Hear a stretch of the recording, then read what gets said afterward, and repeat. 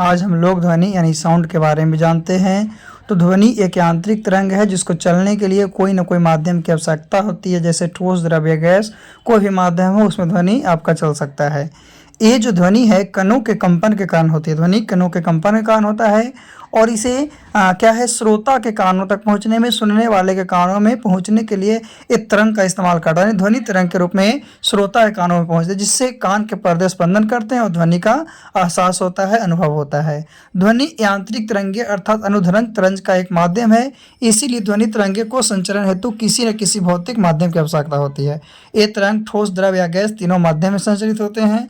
वायुमंडल तथा किसी अन्य भाग की अनुपस्थिति के कारण ध्वनि तरंगे निर्वात में संचरण नहीं करते हैं। जहाँ पे हवा नहीं रहता है वहाँ पे ध्वनि नहीं पहुँचती है। तो सबसे ज़्यादा ठोस में, उसके बाद द्रव में, उसके बाद गैस में, यानी निर्वात है तो निर्वात में आपका ध्वनि सुनाई नहीं देगा। चलिए ध्वनि के प्रकार के बारे में जानते हैं। तो आवृत्ति के आधार पर ध्वनि तरंग के 3 वर्गों में बांटा गया है। पहला श्रव्य तरंग, दूसरा अवश्रव्य तरंग और तीसरा पराश्रव्य तरंग। तो आवृत्ति के आधार पर जो है तरंग 3 प्रकार के हैं। श्रव्य तरंग है, अवश्रव्य तरंग है और पराश्रव्य तरंग है। तो ये तीनों तरंग के बारे में हम लोग एक एक करके ये तीनों तरंग के बारे में जानेंगे। ऐसे याद रखना है कि आवृत्ति के आधार पर जो ध्वनि तरंग है वो 3 प्रकार के होते हैं। कितने प्रकार के? तो आवृत्ति के आधार पर जो तरंग है वो आपको 3 प्रकार के है। इसमें कौन था? श्रव्य तरंग, अवश्रव्य तरंग और पराश्रव्य तरंग। तो सबसे पहले हम लोग श्रव्य तरंग की बात करते हैं। किसकी? श्रव्य तरंग की बात करते हैं कि श्रव्य तरंग क्या है। तो श्रव्य तरंग जिन तरंगों को हमारा कान सुन सकता है, जिस तरंग को, जिस वेव को हमारा कान सुन सकता है, उन तरंग को हम लोग श्रव्य तरंग कहते हैं। और ये जो हमारा कान जो सुनता है उस तरंग की आवृत्ति जो है 20 से 20 के HZ तक होती है, 20 से 20,000 हर्ट्ज तक होती है, जो मनुष्य, जानवर, बांसुरी, शहनाई, ढोल आदि द्वारा उत्पन्न तरंग है। यानी मनुष्य जो हो गया बोलता है, जानवर जो बोलता है, बांसुरी बजाना, शहनाई, ढोल, ये सब जो है आपका श्रव्य तरंग का उदाहरण है। क्योंकि इसका जो रेंज है आवृत्ति का वो आपका 20 HZ से 20 के HZ तक। तो श्रव्य तरंग है, श्रव्य तरंग को 20 HZ से 20 के HZ तक होती है। आगे अवश्रव्य तरंगे। अवश्रव्य तरंगे जिन तरंगों की आवृत्ति 20 HZ से कम होती है। जिस तरह जो आपका तरंग है, वेव है, उसकी आवृत्ति जो है आपका 20 HZ से कम है, उसी को अवश्रव्य तरंग कहते हैं। इन तरंगों को मानव नहीं सुन सकता और अवश्रव्य तरंग है उसको मानव नहीं सुन सकता है। इन तरंगों को मानव नहीं सुन सकता, लेकिन कुत्ता, बिल्ली जैसे जानवर सुन सकते हैं। कुत्ता सुन सकता है, बिल्ली सुन सकता है, सब जानवर सुन सकता है। जैसे में भूकंप के समय पृथ्वी के कंपन से उत्पन्न तरंग, जो भूकंप आने वाला रहता है उस समय पृथ्वी के कंपन को कौन सुन सकता है? वो सब आपका अवश्रव्य तरंग में आ जाएगा। फिर है भूसंलग्न एवं उल्का पिंडों से उत्पन्न तरंग। भूसंलग्न एवं उल्का पिंड से जो उत्पन्न तरंग है वो सब किसमें? अवश्रव्य तरंग में आती है। यानी इसका जो आवृत्ति होती है वो 20 HZ से क्या होती है? कम होती है, 20 हर्ट्ज से कम होती है। आगे हम लोग जानते हैं पराश्रव्य तरंग। तो वे अनुदैर्ध्य तरंग जिसकी आवृत्ति 20 के HZ से अधिक होती है, यानी कि 20,000 हर्ट्ज से ज़्यादा होती है, उसको पराश्रव्य तरंग कहेंगे। और 20,000 से अधिक आवृत्ति की तरंग मनुष्य नहीं सुन सकता है। इतना ज़्यादा तरंग मनुष्य नहीं सुन सकता है। तो याद रखना है 20 HZ से कम हो गया तो आपका अवश्रव्य तरंग है, 20 HZ से ज़्यादा और 20 के HZ से कम हो गया इसके रेंज में तो ये आपका श्रव्य तरंग है, और 20 के HZ से ज़्यादा हो गया तो पराश्रव्य तरंग है। इस आवाज़ को कौन सुन सकता है? तो बंदर, डॉल्फिन, मछली, चमगादड़, बिल्ली, कुत्ते, ये सब जो है आपका पराश्रव्य ध्वनि को सुन सकते हैं। और कुत्ते लगभग 50,000 हर्ट्ज की आवृत्ति तक, चमगादड़ लगभग 1,00,000 हर्ट्ज की आवृत्ति तक सुन सकते हैं। तो ये है आपका पराश्रव्य तरंग। यानी मानव जो था आपका श्रव्य तरंग था, श्रव्य तरंग की आवाज़ को सुन सकता है ना? कुत्ता, बिल्ली अवश्रव्य को, और इससे ज़्यादा में बंदर, ये सब पराश्रव्य तरंग के। तो पराश्रव्य तरंग का उदाहरण क्या है? तो सोनार प्रणाली में इसका उपयोग क्या है? सोनार प्रणाली में इसका उपयोग समुद्र गहराई मापने में तथा जल के भीतर डूबी पनडुब्बियों को पता लगाने के लिए किया जाता है तरंग। क्यों? क्योंकि जब जाता है तब वेव छोड़ता है, उसी वेव से पता चलता है। तो सोनार एक प्रकार का यंत्र है जो पता लगाता है समुद्री में। आगे संकेत भेजने के लिए भी प्रसरव तरंग का उपयोग होता है। चिकित्सा विज्ञान में सोनोग्राफी या अल्ट्रासोनोग्राफी में भी प्रसरण तरंग का उपयोग किया जाता है। फिर प्रसरव ध्वनि है, उसका उपयोग धातु के ब्लॉकों में दरारों का पता लगाने के लिए करते हैं। किसके लिए? दरारों को पता लगाने के लिए करते हैं।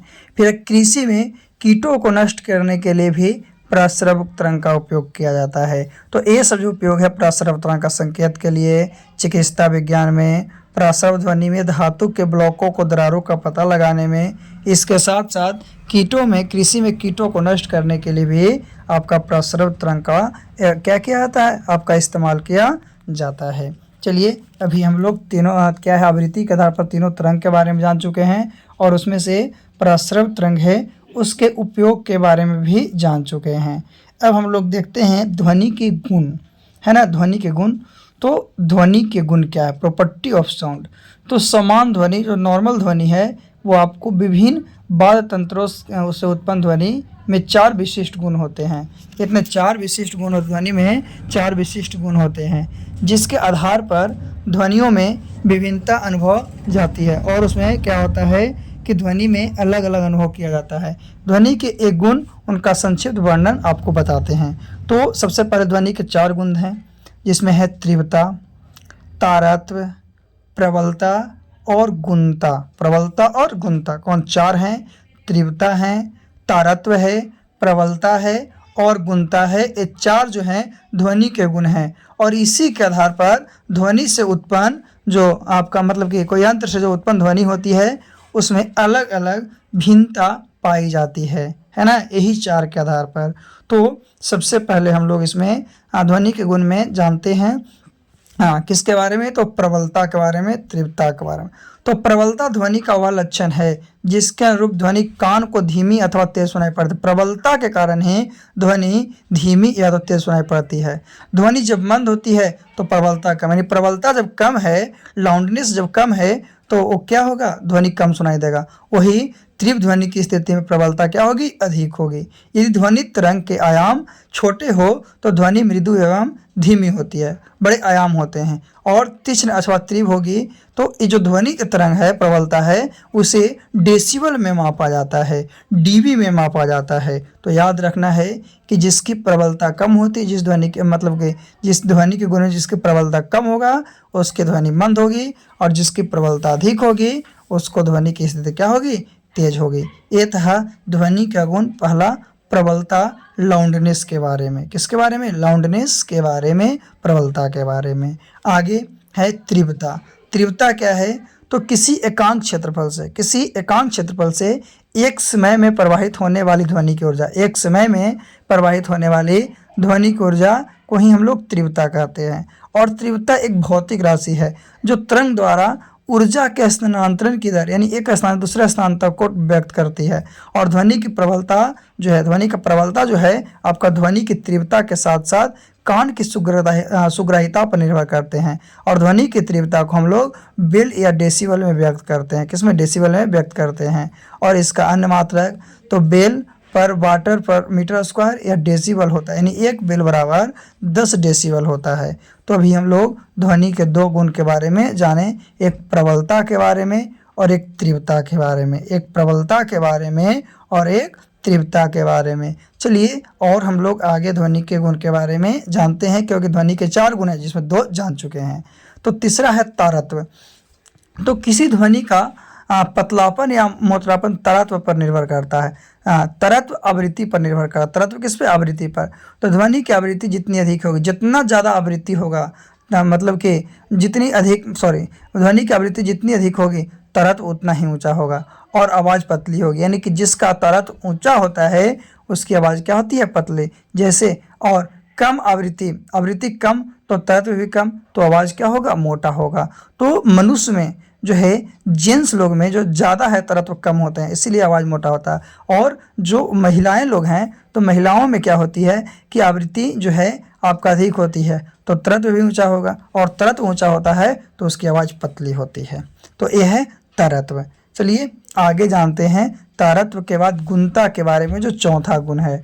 तो गुणता सांगीतिक स्वर का वह लक्षण है, सांगीतिक स्वर का एक लक्षण है जिसके कारण अलग अलग वाद तंत्र से उत्पन्न समान तरत्व तथा समान प्रबलता वाली दो ध्वनियों को अलग अलग पहचाना जा सकता है। दो ध्वनि जो है अलग अलग हम लोग पहचानते हैं कि कौन जो ध्वनि है किसका है, और यह ध्वनि दो ध्वनि के बीच में अंतर स्पष्ट करता है। गुणता है, गुणता ही दो ध्वनि के बीच क्या करता है, आपका अंतर प्रविष्ट करता है। तो चार गो हो गया, गुणता हो गया, तीव्रता हो गया, प्रबलता हो गया और तरत्व हो गया। यही चार पर ध्वनि के गुण मौजूद होते हैं। तरत्व में बताएं कि जिसका तरत्व अधिक होगा उसकी आवाज़ पतली होगी और जिसका ज़्यादा कम होगा उसकी मोटी होगी। फिर है ध्वनि के गुण के बारे में, तो साधारण बातचीत जो करते हैं उसका कितना होता है, तो 30 से 40 डेसिबल। तेज बातचीत करते हैं, चिल्ला चिल्ला कर करेंगे तो उसमें 50 से 60 डेसिबल। तेज संगीत या शोर करेंगे तो 80 डेसिबल से अधिक। वही पेड़ की सरसराहट जो होगा वो 10 से 20 डेसिबल। सायरन यानी पुलिस या एम्बुलेंस का तो 110 से 120। वही जेट विमान है तो 140 से लेकर 150 डेसिबल होता है। तो WHO के द्वारा, विश्व स्वास्थ्य संगठन के द्वारा 45 डेसिबल की तीव्रता वाली ध्वनि मानव के लिए सबसे उपयुक्त है। यानी 45 डेसिबल है तो सबसे उपयुक्त है मानव के लिए। 75 डेसिबल से अधिक तीव्रता की ध्वनि मानव स्वास्थ्य पर नकारात्मक प्रभाव डालते। 75 से ज़्यादा हो गया तो मानव शरीर पर क्या करेगा, उसका नकारात्मक प्रभाव पड़ेगा। वही 80 डेसिबल से अधिक तीव्रता की ध्वनि शोर कहे जाते हैं, और यही 80 डेसिबल की जो ध्वनि है वो क्या कहा जाता है, शोर कहा जाता है ना। तो इस तरह से आगे, तो ध्वनि के चाल को प्रभावित करने वाले कारक कौन कौन हैं, तो सबसे पहले दाब, लेकिन ध्वनि के चाल पर दाब का कोई प्रभाव नहीं पड़ता है। ध्वनि की चाल पर दाब का कोई प्रभाव नहीं पड़ता है। फिर है घनत्व तथा प्रत्यस्तता। तो घनत्व तथा प्रत्यस्तता ध्वनि के चाल पर सीधा प्रभाव पड़ता है। प्रत्यस्तता बढ़ने से ध्वनि की चाल बढ़ती है और प्रत्यस्तता घटने से ध्वनि की चाल घटती है। तो प्रत्यस्तता बढ़ेगा तो ध्वनि की चाल भी बढ़ेगा और घटेगा तो उसका चाल घट जाएगा। फिर आर्द्रता, तो आर्द्रता तथा ध्वनि की चाल में सीधा संबंध होता है, अर्थात आर्द्रता में ध्वनि की चाल बढ़ती है। आर्द्रता है, ह्यूमिडिटी है, उसमें ध्वनि की चाल बढ़ जाती है, और यही कारण है कि बरसात के बाद ध्वनि की चाल बढ़ जाती है। बरसात के बाद ध्वनि की चाल बढ़ जाती है। इसी कारण वर्षा होने पर ध्वनि तेज सुनाई देता है। यही कारण है कि जब वर्षा होता है तो ध्वनि तेज सुनाई देता है। क्यों? क्योंकि इसमें आर्द्रता बढ़ जाती है। तो आर्द्रता बढ़ जाएगी तो इसका चाल अधिक हो जाता है। आगे हम लोग जानते हैं, आगे ध्वनि तरंग का प्रवर्तन। तो जब ध्वनि तरंगे दो भिन्न भिन्न माध्यम में स्थित किसी पूर्ण दृष्टि अथवा अपेक्षाकृत कम दृष्टि सीमा से टकराती है, यानी कि दृढ़पूर्ण या कम दृढ़पूर्ण से टकराती है, तो ध्वनि तरंगे का कुछ भाग अपने प्रारंभिक माध्यम में वापस आ जाता है, तो कुछ भाग उस सीमा को ही अवशोषित कर लेता है। तो ये आपका ध्वनि तरंग का प्रवर्तन है। यानी ध्वनि तरंग का मार्ग में स्थित किसी पृष्ठ से टकराकर पुनः अपने पूर्व माध्यम में वापस होने की घटना, परिघटना को हम लोग ध्वनि का प्रवर्तन कहते हैं। यानी कि गया और टकरा कर पुनः अपने माध्यम में लौट गया। जैसे हम लोग एक बंद कमरे में बोलते हैं तो बोलने के बाद पुनः हमें उसी आवाज़ सुनाई देता है, या एक कुएं में हम लोग मुँह करके बोलते हैं तो उसका प्रतिध्वनि हमें सुनाई देता है। तो आपका ध्वनि तरंग का प्रवर्तन है। यह उदाहरण में है कि यदि हम किसी कुएं में झाँक कर बोलते हैं तो हमें अपनी आवाज़ कुएं से आते हुए सुनाई देती है। तो ये आपका ध्वनि तरंग का प्रवर्तन है।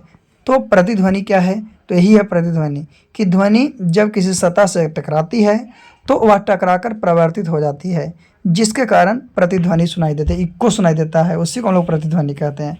तो प्रतिध्वनि को सुनने के लिए प्रवर्तक तल ध्वनि स्रोत से कम 16.6 मीटर तक होना चाहिए, लगभग 17 मीटर की दूरी पर होना चाहिए, तब वो प्रतिध्वनि सुनाई देता है। ध्वनि का प्रभाव कान पर 1/10 सेकेंड तक, यानी 0.1 सेकेंड तक रहता है। तो याद रखना है कि प्रतिध्वनि को सुनने के लिए हम लोग को कम से कम कितना है, तो लगभग 17 मीटर या 16.6 मीटर आपका दूरी होना चाहिए, तब आपका क्या होगा, प्रतिध्वनि स्पष्ट रूप से सुनाई देगी। अब हम लोग लास्ट जानते हैं प्रकाश के ध्वनि तरंग के अपवर्तन के बारे में।